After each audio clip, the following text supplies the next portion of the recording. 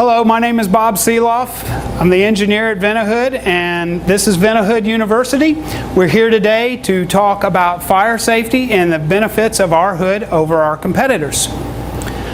Our competitors have a full-time lawyer to deal with fire claims. We haven't in almost 78 years had a fire claim against our product. As a matter of fact, instead of claims against our product, we had people write us letters telling us stories about fires they've had in their homes and how the hood has protected their home. And one jumps out to me that I saw many years ago, and I really don't remember the details. The guy's story of how he got distracted from his cooking, but when he went back into his kitchen, he found that he had had a major fire. And he had a Ventahood up over that piece of cooking equipment, and this was a large white hood. And the only reason you knew it was white was because one corner of it still had some paint on it. The rest of it had all the paint burned off.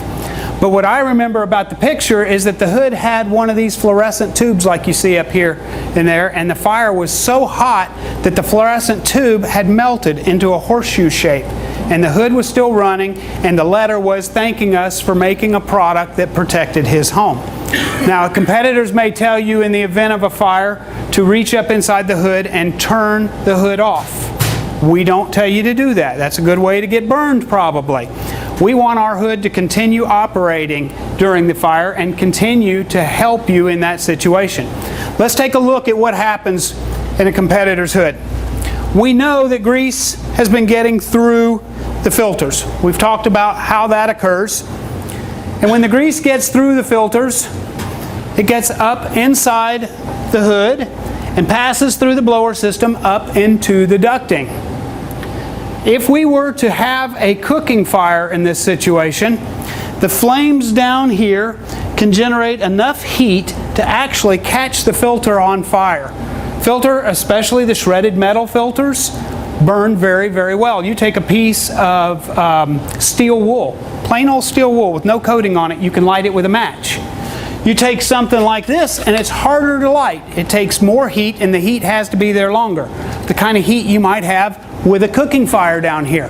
But when you get that kind of heat on a greasy filter, you get a secondary fire.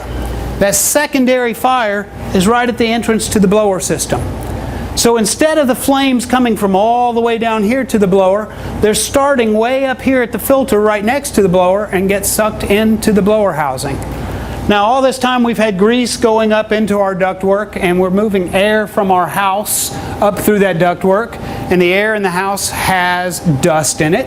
So the dust sticks to the grease and the grease sticks to the dust, and over a period 5-7 years we're going to get a layer of mung inside that duct. More Ventonese. Everybody understand what mung is? It's like taking a piece of cotton, coating it in oil and stretching it out real thin and plastering it around the inside of that duct. So our secondary fire that got sucked into this blower here pushed up into the duct where the mung is, where that nice flammable mung is, and that leads to a duct fire. And a duct fire leads to an attic fire, and an attic fire leads to a great big pile of rubble where a house used to be. 150,000 times a year we have cooking fires in the homes. It's the #1 source of fire in the home, unattended cooking. 150,000 times a year. This type of situation leads to flames inside the duct and a house fire. In our case, got a little demonstration unit here.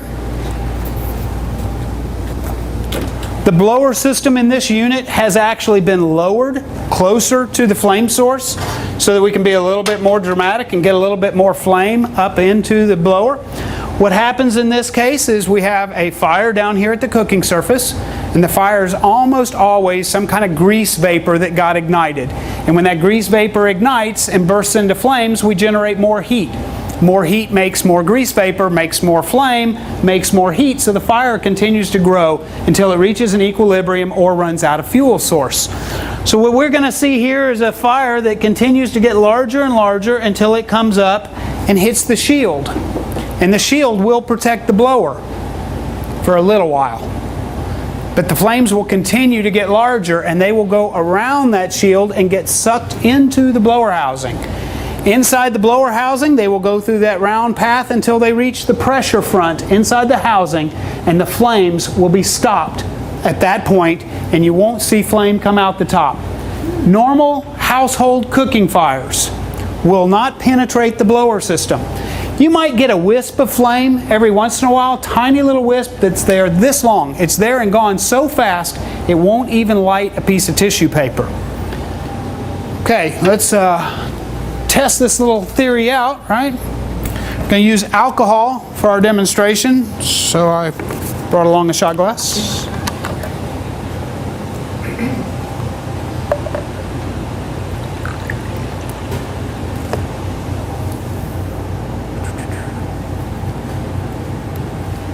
That's a little thin. All right, that should do it.